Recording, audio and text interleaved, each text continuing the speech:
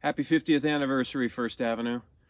Seems like only yesterday we were up in that stuffy office preparing for the 20th anniversary. I'm a little frightened to do the math on that one. Man, I loved working there. I was a failed waitron, and after a company meeting, decided to just barge up into the office and see if there was maybe a different kind of job for me. And it just so happened as I was walking in, the former publicist was walking out quitting under some dark circumstances, and Steve McClellan hired me pretty much on the spot. He quickly became my prickly hero, a maverick in business, and the lessons that he taught me I take forward to this day. We put on like 3 to 5 dance nights a week and maybe 45 bands a week between everyone in the entry and all the acts on the main stage. For 6 years, that was my bag, doing publicity and avoiding lung cancer and tinnitus. My favorite shows were probably not the obvious ones. You know, we all liked our Rocket from the Crypt, and we all loved our Nirvana and Red Hot Chili Peppers, and of course all the amazing local acts. But I remember Fela Kuti, and he was still in top form. He came in with like a 40-person entourage across 2 buses. People were just melting off that stage. There were so many of them. 1 bus was for the musicians, 1 bus was for all the female dancers.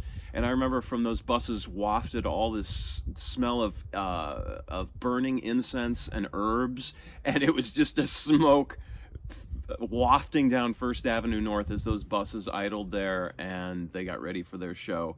And what a show it was. Biggest drum I've ever seen. It was like a story tall, and a guy had to climb up on a ladder behind it to play it, and it made the deepest sound that you could almost not hear it. And Fela was just amazing. He'd come out and taunt the audience and go back to his keyboard and play those wicked cacophonous things. What a show. Then there was the Sun Ra Orchestra, and with the amazing longtime saxophonist John Gilmore. They made such a sound, and listening to that I felt tied into the complete history of jazz, Ellingtonia and Fletcher Henderson, and farther back. I mean, those guys were bringing the musical spirits. You know, I recorded actually that show and Fela Kuti on a 4-track cassette deck from up in the DJ booth. I've never listened to either of those recordings. I really got to tune that in.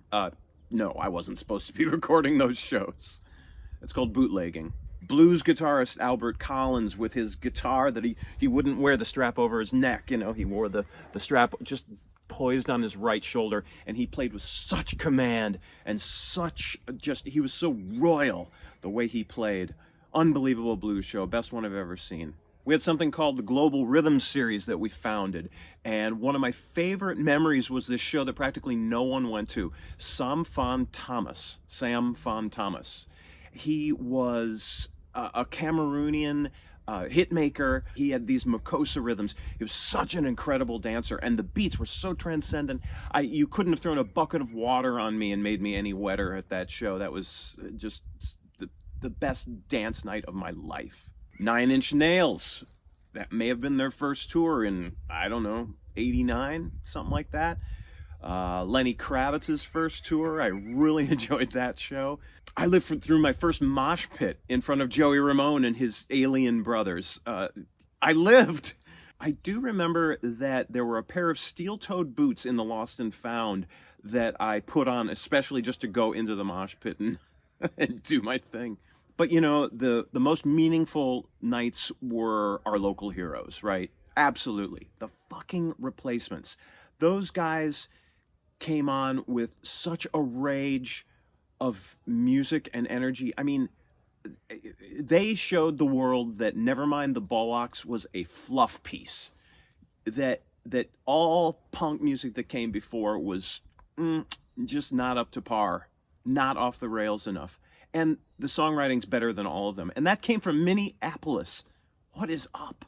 We loved Husker Du, we loved Soul Asylum, but holy cow, Trip Shakespeare, so sexy. So sexy that I wanted to sleep with the guys in the band as well as the girl. Speaking of sexy, my very first First Avenue show ever was like in 1985. It was The Family, the Prince side project, and I was certain Prince was going to show up. I was still in high school, and I remember I got there, it was the all-ages show, and I got there right when doors opened, and I raced in, and front center, I just pressed myself against the stage. I'm not going to move, I'm going to be there all night. I waited like 4 hours, opening acts, blah, blah, blah. The Family came on. It was cool. The gorgeous Susanna Melvoin just singing her heart out, and Ricky Peterson, of course, I'm sorry, Paul Peterson, and the show was terrific. But the best part of it was when Susanna bent way down to touch my hand. I was at the front of the stage, and when she did that, I saw up her shirt, and this high schooler was forever changed by that vision. I still carry it with me. Now, not to bury the lead too much here, but I also played at First Avenue and 7th Street Entry dozens of times, at least that many alone in the 7th Street Entry. And the eclecticism of my group at the time, the Willie Wisely Trio, made a suitable solution to open up for a really crazy array of people. We opened up for Dr. John, we opened up for the Violent Femmes, we opened up for Trip Shakespeare, and Aztec Camera, and T-Bone Burnett. I remember the Soda Pop show with Rex Daisy and the Hang-Ups, and the Blew Up, and was Lori Ray on that one too? Lisa Wooster maybe, and Mike Swade. What else? The First Avenue garage sales, those were great.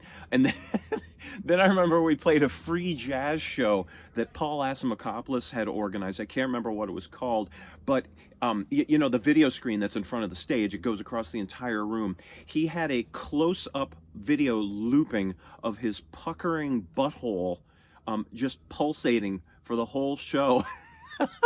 And while the rest of us, I think the trio that night played free jazz.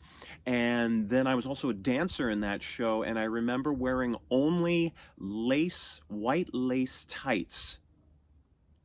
That's all I wore. And dancing astride stoned naked girls dressed only in body paints. I mean,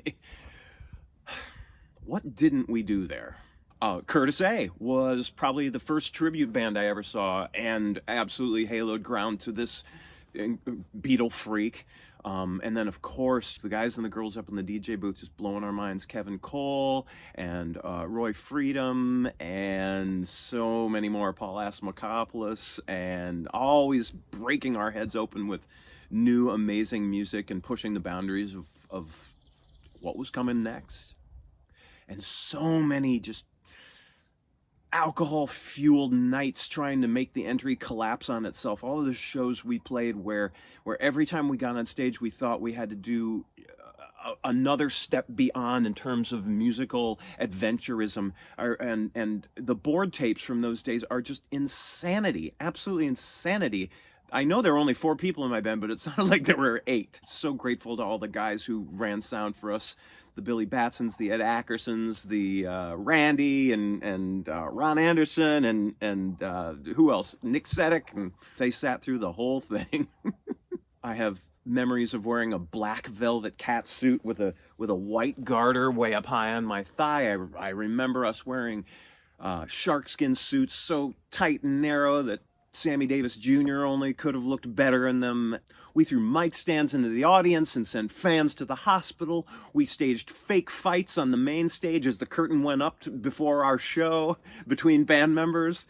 It's all on videotape, man. We pretended to be Astrid Gilberto, and we pretended to be Led Zeppelin. To us, it was all completely linear, completely logical, and First Avenue was the sooty canvas upon which we painted our blood, guts, and alcohol-fueled works of art. Recently at Ed Ackerson's memorial concert, after not being in the main room for almost 20 years while I lived in Los Angeles, I took a break from the music and quickly turned around, darted past some people, put my right hand on the banister, and leapt up the balustrade staircases 3 at a time with perfect muscle memory. How many thousands of times did I run up those stairs, touching that low railing and just flying and just flying up? I feel so lucky to have been part of this 50-year journey of this bus depot with trips leaving nightly to any destination that we want. I worked there hard. I played there harder. I was paid nothing. I was paid everything. And no one was counted out either, man. Everybody's a star on the wall of First Avenue. And all you got to do is touch that railing, hop up the stairs with half a beer in your belly, and know that you're on top of the universe. Happy 50th First Avenue. I love you. I love you all.